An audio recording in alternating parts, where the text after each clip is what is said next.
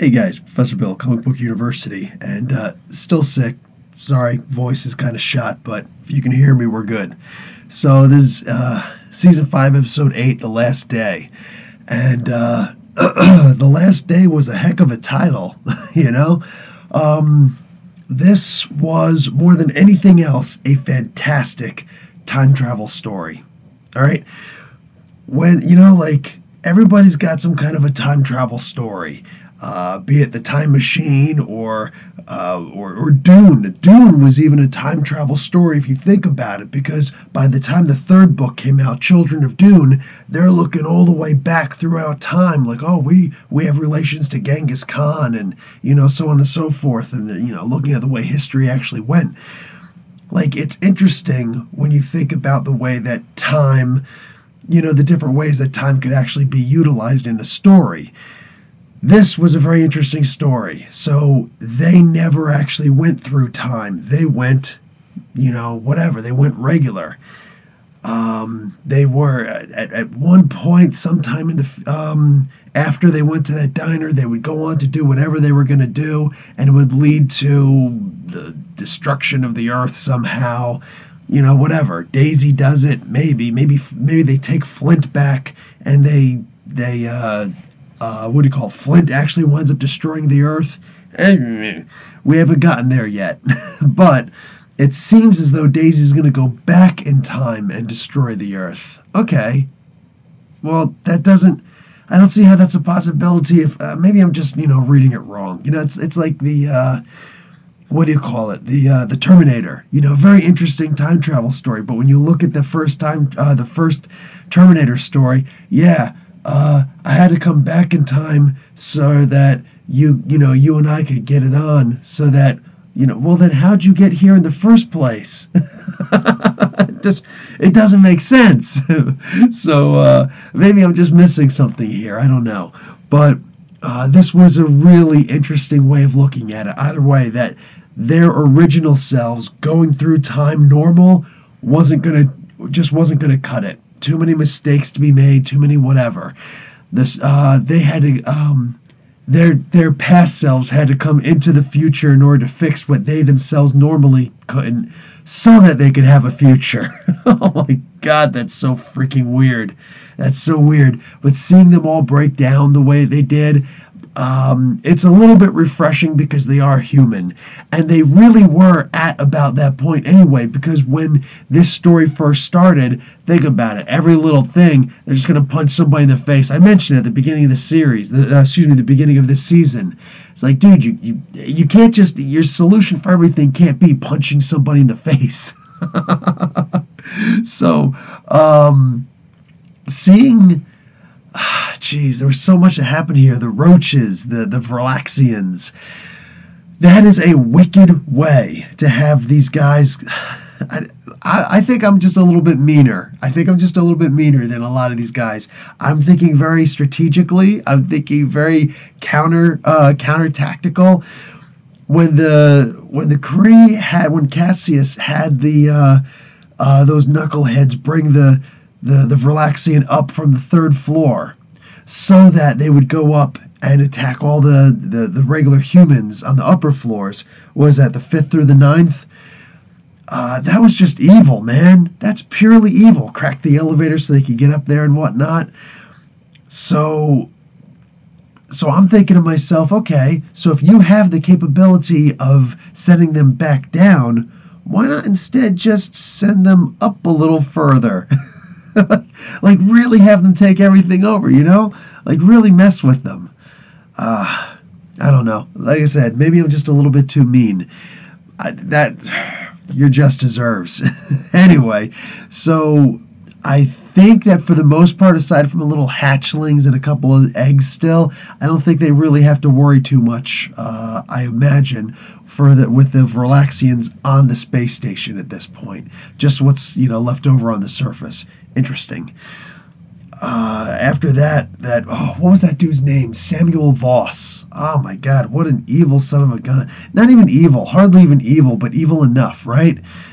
Dude goes and kills Drex, whatever the dude's name is, father, anti-gravity belt boy, kills his father so that he could get his hands on the thing, so he could bring. Oh, there we go.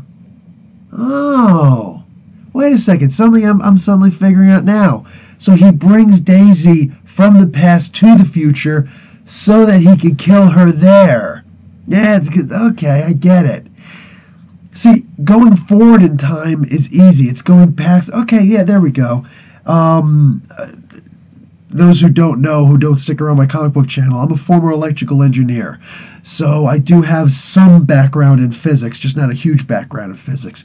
I do know with time travel, we don't know how to go forward in time, but we do go forward in time. It's easy enough to see forward in time. It's going back in time that's impossible, you know?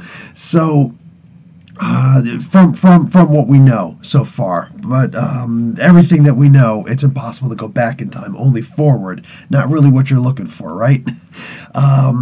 It would have to be in a black hole that you'd be able to do it in the reverse, if what we know about black holes is true. So he is able to bring them forward in time because Fitzsimmons was trying to go back in time, couldn't. So obviously, but coming forward in time would have worked with the machine that he's talking about. So so he decides, let's bring the Destroyer of Worlds forward in time so that I could kill her, with this little knife and a whole bunch of, my cronies here, kill her so that maybe we could change the past. Unfortunately, it's not quite the way that it works. Because now you're talking about alternate realities, but that's also more the Marvel Universe than anything else. Either way, okay, that actually makes a lot more sense. I'm digging it. Wow, the time travel story suddenly got even better. So, seeing Matt get his shotgun axe again is perfect. Flint with the whole, oh, now I get it. Shotgun axe. Oh, why did I get it before? Perfect. Absolutely perfect. What else happened at this point? Oh, and then of course Robin dying. That was cool because she had it on her mindset that she would figure it out before she died, and then she had to be reminded of that before she died. Wow. Like, it was sad, I guess, that I'm just too dehydrated to really, get misty-eyed for that, but that was really sad. I really did dig that a lot, the way that story ended, the way that Robin's story ended, lost her mom, the whole time she's lost, what a horrible life she would have to have led, right? That she could see the end of everything. I don't know if you guys ever read some of the Dragonlance comic books, novels that were out. Margaret Weiss and Tracy Hickman, Dragonlance.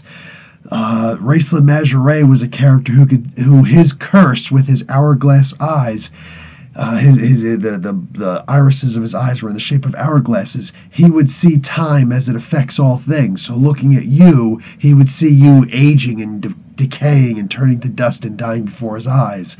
So, and every time he would look at you, that would be the case. Every time he looks at a tree, he would see it withering and wilting. So that's the way I'm imagining Robin right now, that she's seeing the death of everything. She can't really see the rebirth of anything. In fact, it's when she's not seeing the future that she's seeing the past again, which is actually the present. Because if you think about it, if all you can really see is the future, anything that's not would have to be the past, even though it's current. I know it's mind trippy, right? But I love that stuff. So yeah, that's a hell of a life that she had to lead, in order to really understand like what it is that she was seeing. So it makes sense that she has to put it all down in drawings.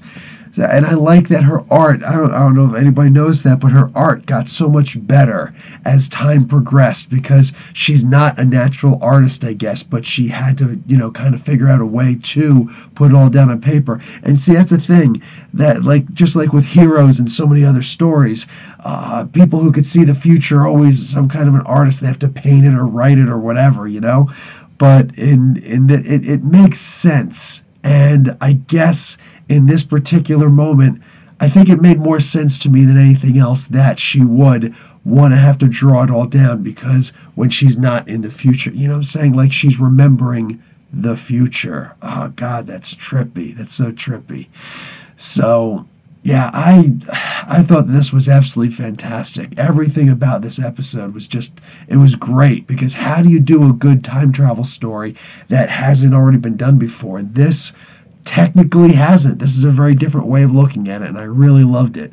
So Robin dies at the end. They now know how to go through time, but Flint is the key. It's funny because I don't.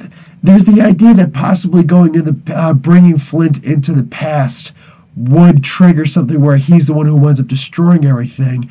But you got to remember that Robin, when she was younger, but still in the 2018 future, that at one point she was saying Flint would know. Flint would know. Mac would explain it to him. But, Mac was already dead. He was already gone at that point. So, yeah, I don't know. Like, making a speculation what exactly is going to happen here, I don't know. Could they fix, the planet Earth? I don't know. I don't know. On the preview for this on the Marvel Universe world, I made a mention. I don't know. Daisy was a destroyer of worlds. I guess Flint will fix it. Somebody goes and makes mention that Flint's not that powerful. So, and that's not the way that science works. One, yes, Flint is that powerful. Two, this is the Marvel Universe. Why are we talking about science? It would have to be Marvel science. I mean, Thor's not science. Vibranium's not science. None of that is science. So it's funny, some cute little cupcake goes and mentions afterwards, oh, and 3, you're an idiot. It's always cute. You always, in case you forget you're on the internet, you always reminded because some idiot calls you an idiot. So, anyway, I don't know. It could be that Flint winds up fixing things, or they are just able to go in the past. But I think that would just be such a cop-out. It'd be such a cop-out, because then they'd have to, through retrospect, everything comes back to normal. Like, does Flint stay? Does he go in the past? I don't know. But apparently, like, I dig it that Flint is the key for all of this, and that it makes sense why they couldn't figure anything out in the past, but now suddenly they can. So it all depends on what Robin whispered to May right before she died. We'll see. Anyway, I'm going to go back to editing my videos. I got stuff to put out for tomorrow, and I don't have to use my voice for it. Pre-recorded a week ago. All right, guys. Professor Bill, Comic Book University. Thanks so much for hanging out with me. Comments below. Class dismissed.